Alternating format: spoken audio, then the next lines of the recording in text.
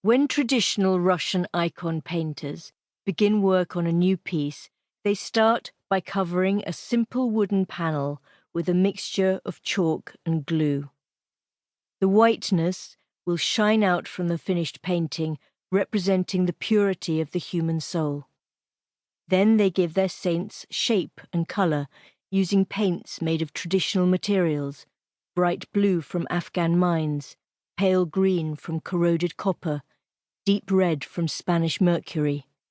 Then, if the icon is a special one, they cover most of the picture with gold, often leaving only the saint's face to peer out of a little window. And the final step, if it is a very special icon indeed, is to set precious stones around it. They do this because while the paint represents the earth, the jewels are the symbols of heaven. My first book was inspired by those paint materials, the twigs, stones, and bugs that are the raw materials of human art. But as I was researching it, I often heard stories about jewels, those other, more famous sources of colour. I heard of how people were once hanged for picking up amber pebbles from the beaches of northern Europe, how the deepest colour for black was named after a rare jewel formed by the same process as coal, how Christopher Columbus was thrown into prison for not admitting to his royal sponsors that he had found pearls. And perhaps, most extraordinary of all, I heard how, with recent discoveries of how to make gem-quality diamonds in laboratories, the market for the most precious stones is tottering on the edge of change. And then I was given a ring. It is an engagement ring, and it's 3 small square stones, one pale green like chewing gum, one dark green like a sea-worn bottle, and one deep red like a smooth brick, are made of glass. They don't have a carat value like most jewels, but they do have a wonderful story. They are 800 years old, and they were scraped from a wall almost 80 years ago by a boy who later became a bishop in a place whose sacred beauty had affected the lives of entire empires. Perhaps the greatest church in Christendom is the Hagia Sophia in Istanbul, which was once Constantinople, the capital of Byzantine Christianity for many centuries. But in 1453, the Muslims captured the city and the Hagia Sophia became a mosque. This was greatly resented by many people over the centuries, including one Christian boy who grew up there in the 1920s.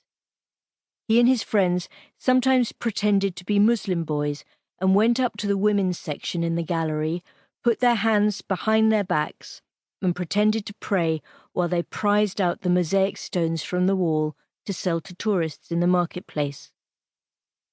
When this boy grew up, he became a priest, then a metropolitan or Orthodox bishop, and he forgot his childish mischief.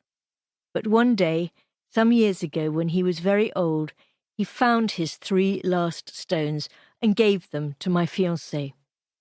Later, when we decided to make them into an engagement ring, they became jewels in their own right, and a reminder to me of how the most precious thing about stones in a jewellery box is not always their rarity, their size, or their perfection. It is their stories. So with my new ring on my finger, I set off on journeys to find them. Not so much the gems as the stories behind them. The search took me to the greatest gem fair in the world, to the ancient city of jewels in Sri Lanka, to Myanmar to visit the fabled ruby mines of Mogok, to the Japanese village where a young noodle seller dreamed of growing pearls in oysters, to Antwerp's busy diamond district, and to California to meet a man whose father invented emeralds and who himself has found a way to make perfect yellow diamonds.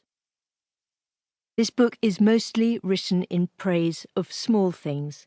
There are a few boulders in its pages, but they are really just for show. Even the biggest jewels are mostly rather small. The word in English comes from the Old French for little joys, and in gem terms, the phrase hen's egg usually means gigantic. The book is also largely a celebration of mineral things. Only jet, coral, and the creatures that reluctantly make up the insides of some rare pearls have ever been alive, while other prized stones, including amber and plant opals and ordinary pearls, have exuded and or been extruded from living things.